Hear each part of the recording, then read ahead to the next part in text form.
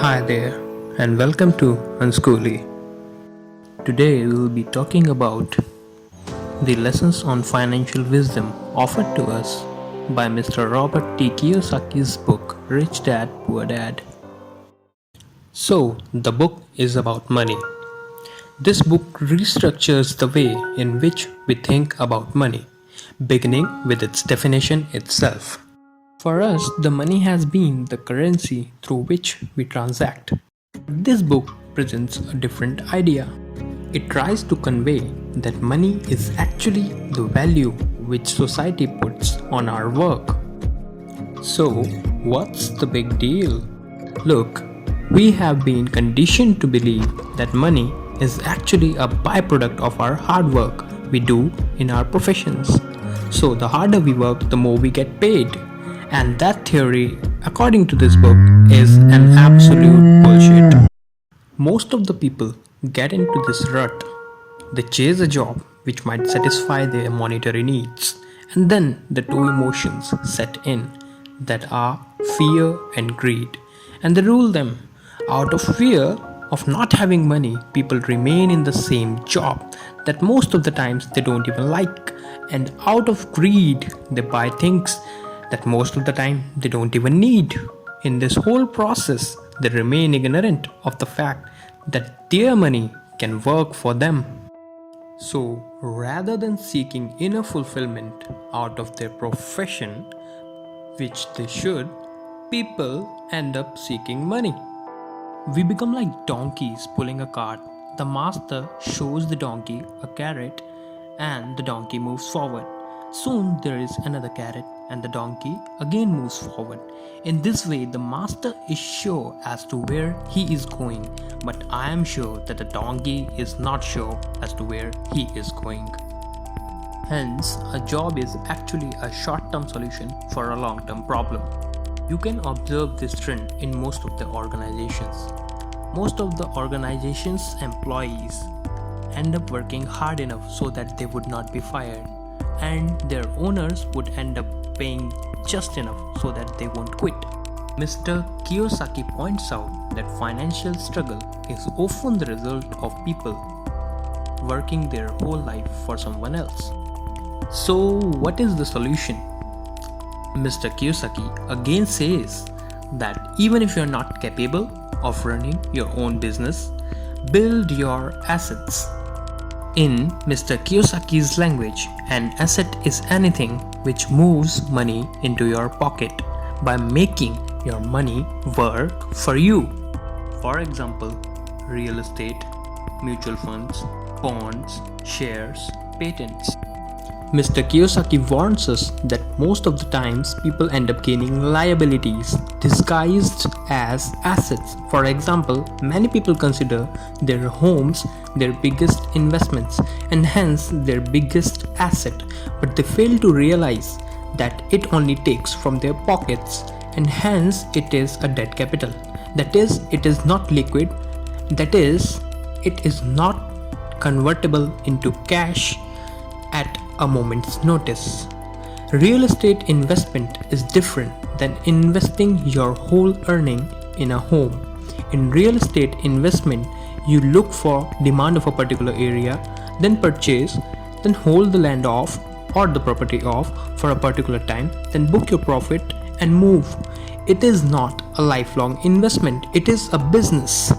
Whereas in case of home, you are investing for your lifetime by paying mortgage, and if you shift a lot of homes, then it's even more. Similarly, people buy cars out of their income, which again is not an asset.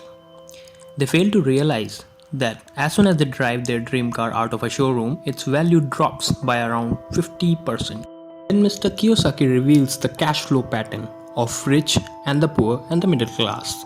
He explains how the rich always tends to invest in his assets first rather than depending on his income. He fuels it with the income from his assets. Further, the rich tends to buy their luxuries with their asset income, and that too at the very last. I'm sure after listening to this much of pep talk about money, you might be feeling all fired up. to open your own businesses? Well, if it's so, then think again. Because it's a high risk maneuver. Mr. Kiyosaki states that you should only open your business if you have the urge from inside or are deeply passionate about something which you really believe in. Let me state some facts which are mentioned in the book. 9 out of 10 businesses which are started in Silicon Valley fail before completing 5 years. And those who succeed in the first 5 years, 9 out of those 10 fail in the next 5 years. So you need to be sure as a mountain if you are interested in starting a business. If you are not, you can always keep building up your assets while keeping up your job. As Mr. Kiyosaki has a different definition for money and assets, he has a different definition for business too. According to him, a business is something which earns you money even in your absence. And if you have to work daily for your business, then it does not remain your business anymore, it becomes your job. Development of financial wisdom has been the key theme in this book. Mr. Kiyosaki states its 4 pillars, and they are accounting, which is the ability to read numbers; investing, which is the art of making money itself; market study, understanding the art of supply and demand; laws, and that is for having the tax advantages and protection from lawsuits. Moving on, Mr. Kiyosaki reveals the biggest secret of the rich, and that is the power of corporations. Have you ever thought what a corporation is? A corporation is actually nothing. It is just a legal document. No company, no people, nothing. It's just a legal document. But the biggest benefit a corporation offers is that you can spend your money before being taxed, and you can also divert your own personal income into a corporation income and minimize the tax to be paid. This will be more clear with the flowchart in the video. Some more important lessons which this book imparts is about wealth and net worth, that how net worth is not an actual indicator of your wealth. Wealth is actually the real power of your money. I mean to say that if you stopped working today, then how long would your money be able to survive you? And that is your license to freedom. In case of net worth, as soon as you sell your assets, you are being taxed for the gains you make. Hence, it is not the right indicator for your wealth. There are some historical references made in this book that how the increase in the national income of the United States between 1993 and 2010 was shared. You will be amazed to know that 50% of the increase in the national income of the United States went to 1% of the population. Things got even more aggravated between 2009 and 2012. This time 95% of the increase in the national income of the United States went to 1% of the population. There is no second guessing of the fact that this 1% of the population is the very rich people. So this is enough of an eye-opener to know that the rich know their game well and they are good at playing it. One of the very best examples which is mentioned in this book is about McDonald's owner lecturing students in a university and asking them what does he own. Now pause this video and think about it. What his actual business is. What does he actually own? The students reply that you own a burger chain. To which he says, yeah, that is my business, but my actual asset is the real estate I own under the name of my business. Now same is the model for KFC, 7-Eleven and many more businesses which are out there. That is a vital fact about the rich. They own nothing, yet they control a lot, exploiting the power of the corporations. Another eye-opener for you can be the fact that whenever a bubble burst happens, like the real estate crash or the dot-com crash, the government prints more money in the name of saving the people. but all they end up doing is cutting the rate of interests on the people's saved money. Similarly is the case with tax laws.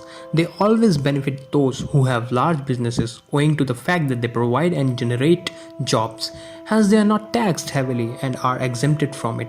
But a person with high income statement from a job will always be taxed heavily. So the tax law, which was built to punish the rich, end up favoring them. Mr. Kiyosaki says that in a well functioning government, the prices of commodities should actually come down, and the conditions like inflation are a result of ill management of resources. Hence, whatever is mentioned in this book justifies the fact that the rich never work for money, rather, the money works for them. The poor always act out of fear, and the rich acts out of passion. And last but not the least, more money is not going to solve your problem. Good money management will. The biggest truth this book reveals is that the rich and poor are both mental states. It has more to do with the way you see and approach life rather than anything else. Poverty and wealthiness are actually the resultant states of the take with which you live your life. I would like to leave you people with a funny tax story. It was only in 1874 that the income tax was levied in the world for the first time, and it was in Britain.